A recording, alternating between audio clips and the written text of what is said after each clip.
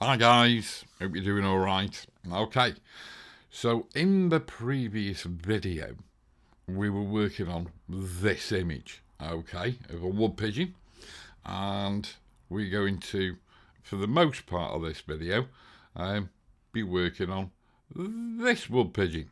Okay, right, now ostensibly the two shots are very, very different, and yet they're only shot a couple of seconds apart. They've got the same exposure, 1/2000th of a second at f8, ISO 1100, but they are intrinsically very, very different. We'll discuss that in a moment, and obviously how it impinges upon the process workflow that we use on it.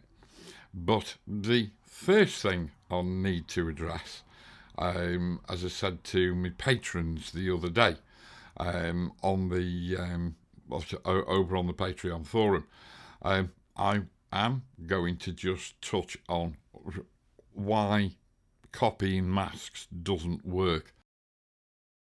If I come back to this first image over here, and I just go to settings and I go copy settings, this is what we're greeted with, and we've got the masking section over here.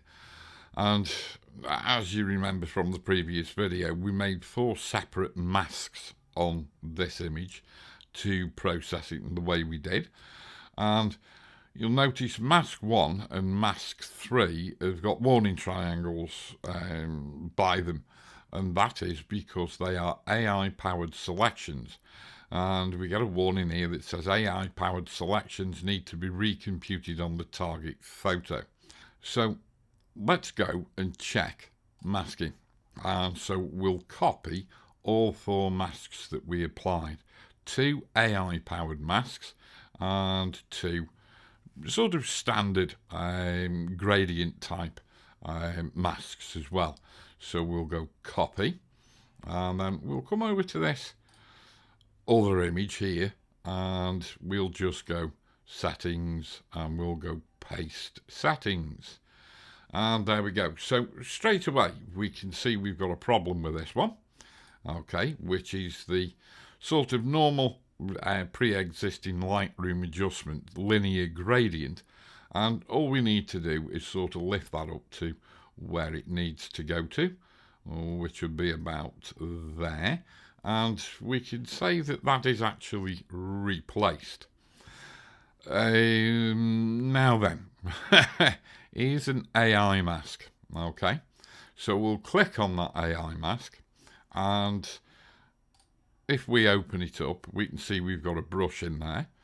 And do we actually need it? I think this is it, and it's actually creating some infill that we did on the bird's tail in the previous shot. So we might actually want to hide that brush so we can click an eyeball on it, and no, that's not gone away. But anyway, it's neither here nor there. So straight away you can see we've got problems identifying how to get rid of this adjustment here, which isn't needed to the image. But the main thing is subject 1, which if you remember is a select subject that we made in a mask, in this mask, it's no longer active. Okay, so what we've got to do is to come up to, is it on Tools, Add to Mask, Select Subject. So if we add that to the mask and just let it compute, you'll see the wood pigeon is changed. Okay, so then we'd have to come into the luminance range and maybe just scoop that down a little bit to actually try and get rid of that white clipping in there. But it's all very sort of messy, and of course we would have to come down to mask 1 as well. And is that brush in mask 1? Yes, there it is. So that's in mask 1, but obviously we need a select subject again. So clicking on the mask, we would go to Tools and we would go add to mask with select subject, and wait for it. There we go. Right, so it's all very, very, very complicated and just way too fiddly. And of course, things like the linear graduated filter for the wall, they transpose relatively easily, but you've still got to adjust them. So fundamentally, actually copying the masks is actually going to be more time consuming for you than actually redoing them. But of course, what we can do is come back to this image and go right click, and we'll go settings, and we will go copy settings. Yep, and if we copy everything apart from the masking, yep, so we'll go copy, and then we'll come to this image, and all we'll do is go settings, paste, and then what we've done is copied the straightening and the contrast control, but we haven't copied any masks. So we've got a completely fresh image with the same basic develop settings in the basics panel, in the tone curve, lens corrections, etc. But we haven't copied any masking, so we can actually go and build the masks all over again, which is actually quicker than copying them over from a pre-existing image and then going and fiddling and fettling with them to try and get them to work right. Okie dokie. So that's that. So if I come back to this first image again, and if you remember, when we imported the image, it looked like that. We did some basic corrections to it to make it look like that, and then we did all the fancy masking to make it look like that and separate the bird and the wall from the background. Okay, so what I'm going to do is I'm going to come back to my start snapshot, which is just the basic fundamental lens corrections, basics panel corrections, etc. And I'm just going to go settings, and we're going to go copy settings again. Not doing anything with the masking at all. We'll go copy, and I will come back to this image here, which is the one we're going to be working on now, and I need to discuss something with you over this. But if I put this back to import, and then I'll just go settings, paste settings, and there we go. So we are fundamentally ready to rock and roll. So now we've established that we have problems copying masks over. They're not insurmountable, as you've just seen, but the whole methodology leaves quite a bit to be desired. I just want to discuss why I'm going to process this image differently from the previous one. And in order to do that, I suppose I'd better put it back to me import snapshot and come back to this first image and put this back to an import snapshot. Okay. I want you to look at the histogram. Okay.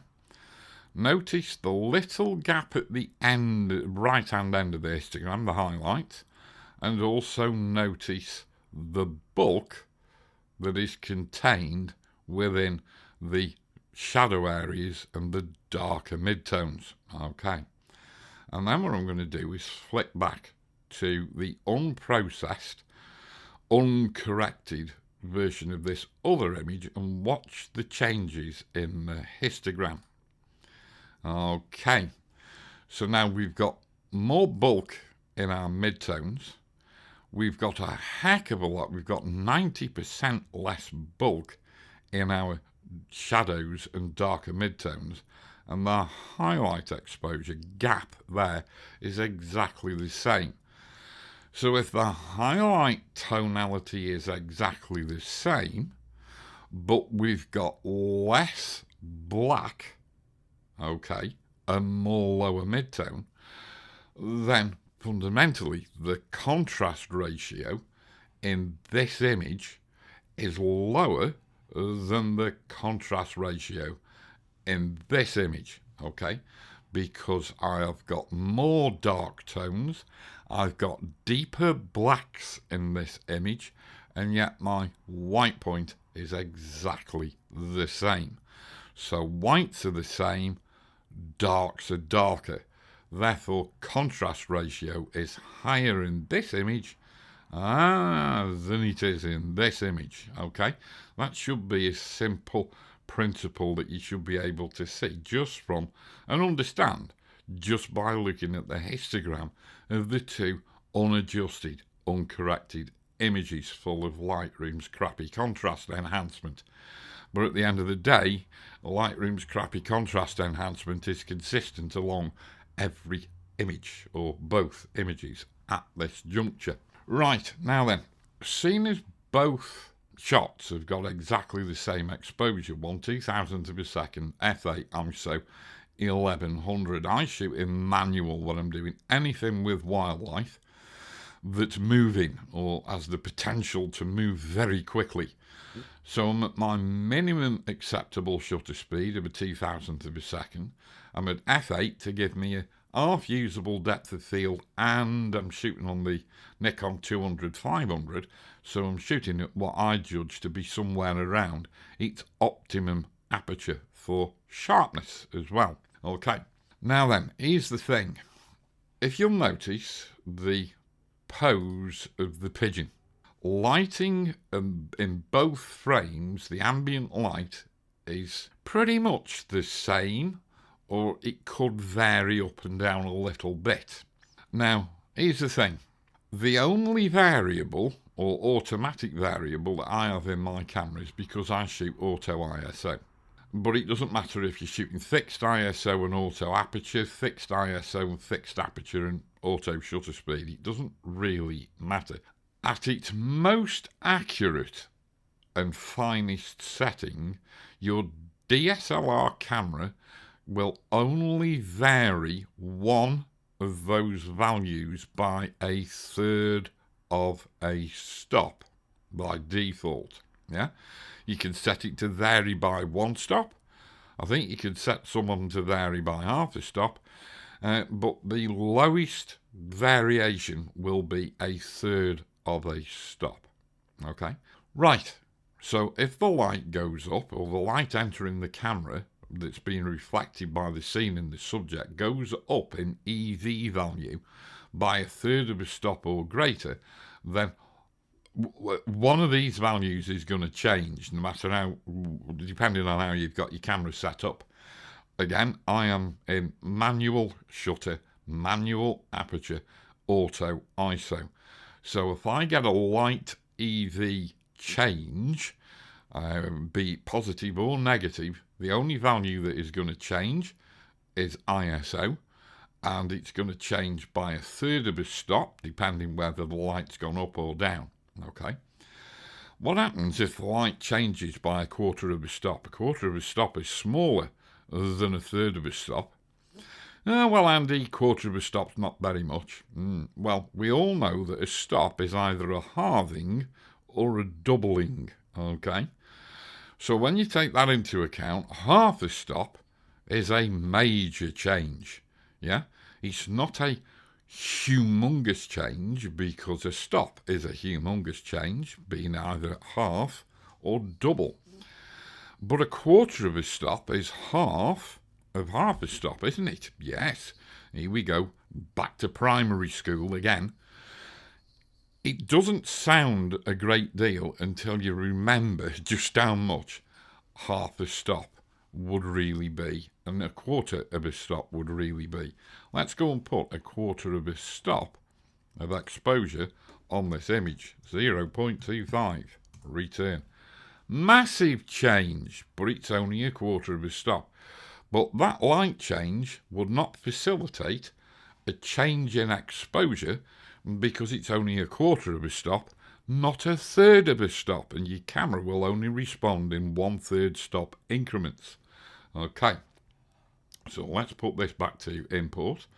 Alrighty, so now you can possibly understand why these bulky blacks and bulky dark tones have sort of disappeared. Alright, in this shot, because the light might have changed, but if you look at the tonality, yeah, we've got dark tones here on the head.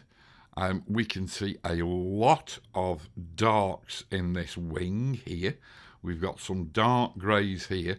We've got some very dark colours here. And they're smack in the middle of the frame. So they are smack in the middle of the metering area for your camera. Okay. Of course, if I now switch over to this image, I've now got a lot less black showing on the wing, a lot less dark tones showing in the head, and I've suddenly got all these light tones and bright tones in the middle of the image. So fundamentally, the exposure has gone up. The camera hasn't responded. So this is a little bit like exposing to the right, okay, which always favours these tones here, which lightens them up. And really, the light hasn't changed. All that's changed is the light value entering the camera lens. And that change has been facilitated by the pigeon closing its wing and lifting its head. All right? There are more mid-tones exposed to the camera lens. Therefore, the exposure has gone up, but not sufficient to make the camera stop down by going to a slightly lower ISO, which is what would have happened if there was more white here or more lighter tones here. Okay, it's gone up by about 1/4 of a stop, light going into the camera that's been reflected from the subject. I hope I've explained that properly, but this is stuff you've got to think about all the time. And also, if you come back to the library view, you'll also notice that I am 1/3 of a stop EV negative exposure bias. That's because I know I've got these whites on a wood pigeon that I just can't afford to blow them. And as you can see, we've got this little tiny gap. If I'd have exposed them very much more, in other words, if I hadn't had that minus 1/3 EV dialed in, then yeah, these especially could quite easily end up blown. And of course, if the sun comes out, then they will be blown. Yeah, so there you go. So all I'm going to do again with this image is right click and go develop settings, paste settings. Okay, so here we are at our starting position. Now, because we've got so much less contrast, you see, now I've corrected that image. Look at the gap in the histogram. The whites have come down and the shadows, all the blacks have disappeared. Really cool, and yet these blacks in here are as dark as you might, as anybody would want them to be. So we'll go over into the develop module. Now, in the previous image, we got a lot of contrast, and we needed to get that contrast under control before we could do anything at all. In this image, we haven't got that contrast. So, just to recap, if we go back to the first image, and we go back to our starting position, you see we've got a lot more dark tones down here in the histogram than we have here. And yet again, the white point is exactly in exactly the same place. So fundamentally, whites are the same, darks are lighter, they are more grey than black. Therefore, contrast is lower. All right, so we've got a lower contrast situation. Now then, because I've got this bigger gap here, what I can afford to do is lighten the image up totally. All right, so I quite like how it's looking at the minute, but what I might do is just go and put up a little bit of, I think we'll go to the white and we'll actually lift the whites up. All right, and let's just push them gently, and we'll sort of go to 19.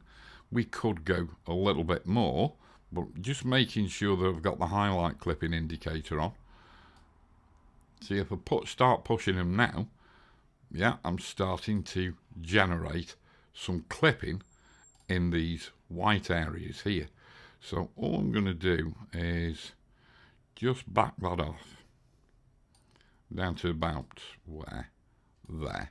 All right.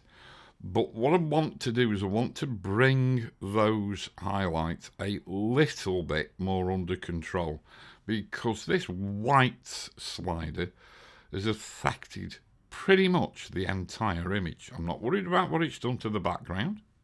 It's done us favours in the wood pigeon, and it's done us favours in the wall. That's the wall that the pigeon is sitting on. I don't care about the background, because you know we're going to adjust that in a minute anyway, because we're going to join up with the pre-existing workflow from the previous image. So now we've done that, I want to go to the masking panel, and I'm going to do something different here. I want to target those very, very white areas. Now then, couple of things. I'm just hovering over those whites, and if you look at the histogram, you can see the numbers under the histogram are lab values. Okay, so if your histogram looks like this with RGB values, if you're going to use the masking inside of Lightroom, I strongly suggest you hover over the histogram, right click, and go show lab color values. It helps. Not a lot, as we'll see in a bit, but it does help because it sort of gives you little clues. Alrighty. So we've got this luminance range, and what I want to do is make sure I've got show overlay checked, so as soon as I make an adjustment I can see what I'm doing and where I'm working. And remember these highlights are sort of lab 97.1, 97.3, 97.5. I saw flash up there. So what I want to do is I want to target sort of lab 97, lab 96. Right, now this overlay is about as much use as a chocolate teapot. First of all, you remember we've got to go and invert this, okay, and I need to put this back to its default setting, which is color overlay. Okay, now because we're looking at the image at 100%, we can see the color overlay. So what we've done is we've fundamentally got a selection of the brightest tones in the image. All right. Now then, I'll just explain. This is a coarse selector, and this is your feathering selector. Okay. Now then, I obviously don't want to select the highlights down as far as 82. So I'm going to leave the feather selector where it is and take the coarse selector back, and we'll go sort of 96. Let's see if we can just dial it down a little bit more. So we're only selecting 97s. Now you'll notice the green has gone a little bit paler. This is the sort of thing I'm looking for, as opposed to that bright green, because that bright green is 100% selected. I just want to back it off, okay, until we get to that step where the greens are going a little bit paler.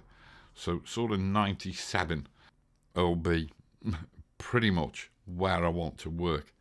Now, the only thing is, as I said before, I don't like this show overlay green on the coloured image. We could go to white on black, which is quite useful at times, but it gives you an idea of where the adjustment is going to take place. But I actually prefer colour overlay on black and white. That's really, really useful. Now then, I want to bring this image out to a fit to screen view. And now I can see all sorts of weird areas. Seeing as I'm only concerned with this area here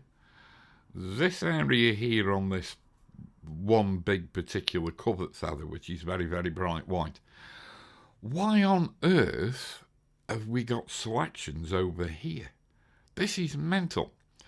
Because if you look at the lab values under the histogram, let's just take this green over the head, all right? If I hover, I mean, we're not measuring the green, we're measuring through the green. And it's still giving us a measure of the colour because I'm only looking at the preview in black and white. We're not looking at, the cursor is still actually looking at the coloured image. Look at the lab values at the top of this head. All right, let's just come off the green a little bit. They're in the 50s and 60s, yeah? 67, 66. So why the blooming heck are these areas here being encompassed in an area which is supposed to be selecting only lab 97 to lab 100? I mean, it just doesn't make any sense to me. But, you know, I mean, it is what it is, isn't it? We could actually, I suppose, try and take that out. No, we can't. Because that just means we've got more selected. That was just in case anybody was thinking, well, try and tug it in from the other end, Andy. Won't work. So these numbers, even though they put you in the ballpark, they are intrinsically stupid. Yeah? The whole thing is mental, and it sort of, you know, you can't really afford to go by the numbers in masking in Lightroom. You've got to do it visually. You've got to eyeball it. And really and truly, photography is a visual thing. So numbers don't really matter. What matters is eyeballing. Yeah? Eyeball everything. But eyeball it blooming properly. So, anyway, there we go. Rant over. And so, what do we need to do? I need to remove a lot of this green and just concentrate on the areas that I'm interested in. So, how do we do that? We go subtract, and we'll use a brush. And what I'll do is, because I want to take it off quick, I'm going to use a feather, float and density of 100 and got auto mask turned off. And I'm just going to come in here, and you know it's the subtract brush because it's got a big negative sign in the middle of it. And we are just going to scrub away where we don't want it. Okay. And wow, we need to get rid of it from down there, all across the wall, all across their feet. I mean, what the hell these tones are doing getting selected, God only knows. I just don't understand it. Right, and I want to get rid of it. I'm just going to make the brush smaller, and I don't want any in the eye, and I don't want any over the top of the head. Okay, and really and truly, I don't want any here either, so I'm going to take that out. Okay, right, so now we've got our main highlights left. What I'm going to do is I'm going to take the flow down to about -30. So when I pass over these areas here, I'm not going to remove them. I'm going to take them down by 30%. Okay, so I'm just going to make the brush a little bit bigger, and I'm just going to come and do 2 little passes over there, make it 3. Okay, and then I'm going to come and do a pass or 2 passes down that area on the bird's sear over the top of his beak. That's C-E-R-E. That's right, isn't it? Sear? Yeah, I think. And or is it Nares? I can never remember that one. That's N-A-R-E-S. I'll have to get a book on bird anatomy, won't we? So anyway, there we go. So I've now got my adjustments laid in, all thanks, and titivated up and got all the stupid unwanted adjustment areas removed, courtesy of using this colour over black and white overlay, which honestly you'll find is very, very useful. So what are we going to do? We're going to come back into a 100% view, and all I'm concerned about is these areas here, right? And the adjustment I'm going to make is possibly quite strong. I'm going to change back now to colour overlay so we can see it contextually within the colours of the image, and just going to take the exposure down a little bit. Okay, just a little bit, and I'm going to take the contrast down, and we're going to take the highlights down, and look how much I can take those highlights down. Whoa. I might just take the whites down a little bit in that area too, and then maybe I don't need to take the exposure down quite so much. And there we go. So now what I've done is I've brought the whites down to a point where, if you like, I've shortened the dynamic range of the pigeon. Yeah. Because if I watch this end of the histogram, if I turn the visibility of this adjustment off, you see how that's jumped up there. If I turn it back on, you can see how much I've brought the whites down. I might just actually push some of that exposure back. Okay, a little bit like that. And I'll consider that first mask done. So now we come back to a fit to screen view, and of course what we can do is now join the dots up with the processing of the other image, the previous image. Very, very simply, come back to the masking panel again, go create new, select subject. Okay. Now, just as a matter of passing interest, here's an odd thing. Yeah? Very odd thing. I've just done a select subject, haven't I? And it's made the subject go green. Now, if I was to go subtract and subtract select subject, thinking about that logically, what would happen? What I'm doing is tantamount to subtracting what I've just selected. So you'd think that green area would disappear. It doesn't. But look what we've just created. We've just created an edge mask. That's quite astonishing, that really, isn't it? Yeah, I'm quite impressed with that. I'm not going to actually use it, but yeah. So we've got a select subject. We are now going to, where's it gone? Where's it gone? Where's it gone? Where's it gone? Yeah, we need to delete that thing. Okay, so we'll delete subject 2.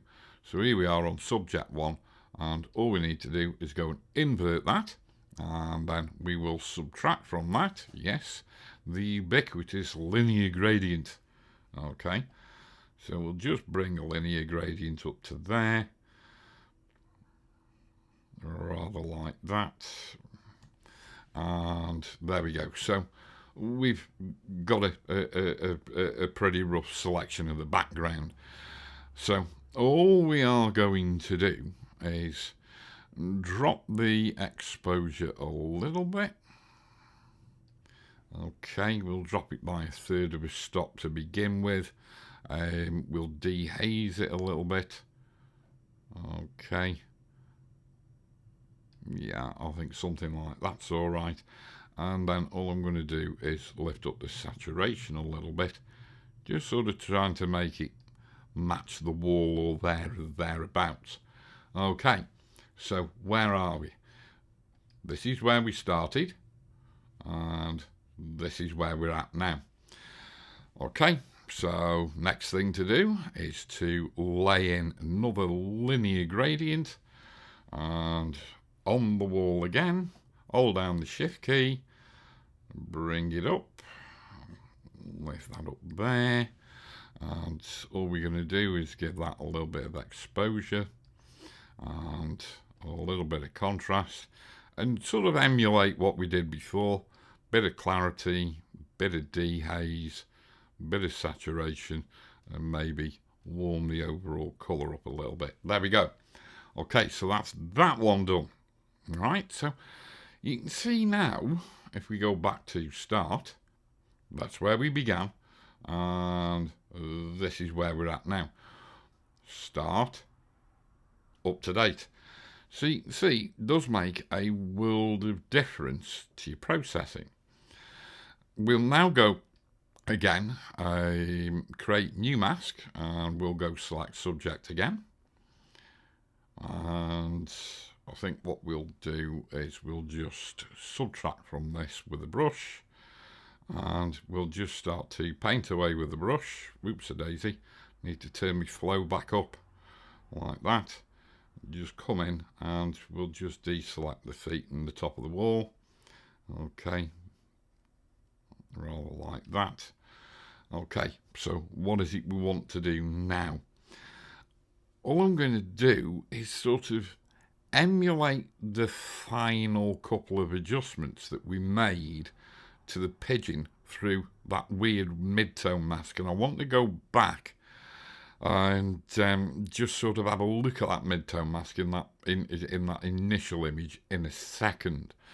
So what is it we need to do? I can't remember what we did now. Yes, I can. I think we took the contrast up by 7. Yeah, it's all right. I'm just trying to look at my figures here that I wrote down in my notes. We took the whites up by 16 in the previous shot, and I took the clarity up by 5. Okay, so let's get that back down to 5. Come on, can't be too hard. There we go. Oh, come on. Bloody hell. There we go, 5. And we took the saturation up by 26. So let's just take and try and use the same settings as we used before. 26, there we go. And so you see the difference we've made to this pigeon just by adding those extra little nuances of adjustment there. And so what we've done is we've emulated on this pigeon what we did in the previous version, but the previous shot we did that a slightly different way, didn't we? So all I'm going to do now on this is create a new mask using a radial gradient. We'll come out to a relatively small size. We'll draw a gradient in, something like that. We'll have to go and invert it. Yeah, that'll do for this. And I'll just take the exposure down a little bit. And I just want to, as I did in the previous image, just blue the image up a little bit. And then maybe just center it a little bit more. Rather like that. And I'm going to go ahead and click done on there. And my snapshot end, I'm going to hover over that snapshot, right click and go update with current settings. Okay, and so we'll go back to the fit to screen view. How's that look? That looks all right, and we'll go to 100%. It's looking all right. Let's just travel quickly around the image. Can we see any glaring mistakes? No. And I will consider that image done. Okay, so there we go. That's how I've processed this image. Those of you over on Patreon, yeah, you're going to get an early view of this video as soon as it's uploaded. It will be published over on the main YouTube channel. Might be Monday, might be Tuesday. And there you go. So Patreon members can get hold of the raw file and this, that and the other, and all the benefits of Patreon. And don't forget, if you want to give a super thanks for this video, I will send you a link to where you can go and download this raw file so you can play along with me. Okay guys, the only other thing I was going to say was this. We'll consider that image done. I'm going to come back to this original image and we processed it in the previous video. And if I come back to masking, and where are we? Lord help us. That's because I'm on the wrong one. Silly boy, go to end, right, masking. And this is the one that caused us the sort of great deal of consternation. Okay, and it's this mask, if you like, that we were using to sort of generate a mid-tone selection. And I'm just going to go to color overlay. In fact, I won't. I'll go to white on black. Okay. So that was the mask. All right. Now then, that is supposedly a sort of mid-tones selection. All right, because we've got dark shadows and we've got a dark grey in the actual very brightest highlights, but we've just got this sea of white, which just means that the adjustments you're going to make through this image have got to be very, very minuscule. And very small, very balanced, very subtle. Otherwise, you're just going to lose so much definition in this area. Now, if you go on YouTube and you do a search for Lightroom masking, you go, oh God, this is the best thing since sliced bread. Oh God, this means the death knell for Photoshop. I don't bloody well think so. Not in any way, shape or form. Why? Let's just hop over to Photoshop where I've got this image open. There we go. There is a mids 1 or mid-tone 1 mask, just very simply created with Greg Benz's Lumenzia. Could also be so easily created with Tony Kuiper's TK8 action panel and any other action panel for luminosity masking. Look at the number of grey tones. I mean, this is made via, this mask is derived from a selection. So over in Photoshop, selections are 8-bit, okay? Alpha channels can be 8-bit or 16-bit. We can create 16-bit masking all the way through Lumenzia, TK8, etc., etc. But if you've actually used a selection and have this green cell button actually showing up lit, and then you've pasted that as a mask, which I have done here, then it is an 8-bit mask. Therefore, 8-bit, 256 levels of tone between white and black. All right, 256. So we've got 256 variations in tone in which to express all the detail in this mask, okay? And if we take the mask up to 100%, look at it. It's so highly detailed, so we can make much easier adjustments to this image in terms of mid-tone control and mid-tone adjustment than we can through this one in Lightroom. Simply because if we go and look at that mask, we've got what? White 1, that grey there's 2, this grey here is a little bit darker, so that's 3, and then we've got black, and yeah, so we've got what appears to be 4 different tonalities with which we can divide our image up with. Wow. 4 different levels of tonality, that's 2-bit. Now, I'm not saying it's 2-bit, because it isn't, yeah? It isn't. But it is so restrictive in the number of tones that you can generate within a mask inside of Lightroom.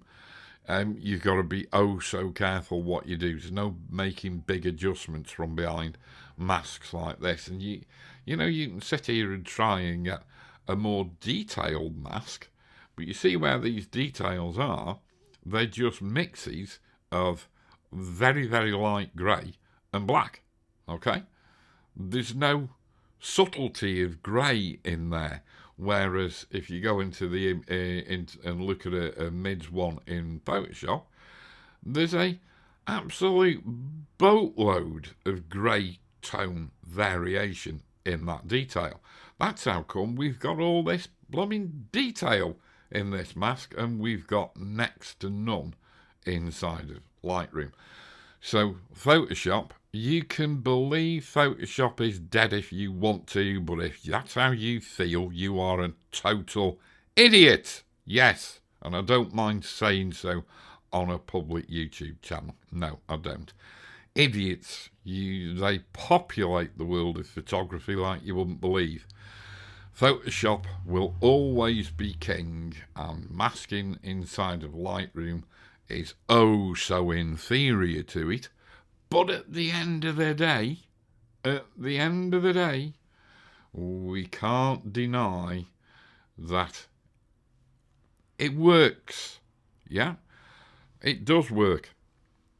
If you want to go into very small, more finite detail areas, like trying to increase contrast in these areas here, no, you can't do it with a mask. You might be able to do it with an adjustment spot, but it's too much like hard work. Take the image into Photoshop, do a little bit of localized dodging and burning, and you'll just find it oh so much more easy and so much more rewarding, because you learn yet another technique, and you'll get vastly superior results. But for speed of processing, say you were wanting to get a load of these shots banged out and get them up onto a stock site, the masking in Lightroom is a very, very poor relation to the masking in Photoshop, and Photoshop will always be king, but the masking in Lightroom can actually throw up some really, really good adjustments that work, okay? That work, that are just about good enough to do the job. Okay, guys and gals, hope you've found that useful, hope you found it interesting, hope you've learnt something from it. And as I always say, stay safe, stay well, keep taking the pictures, and I'll speak to you soon. So there you go, I'm signing off. Tooroo.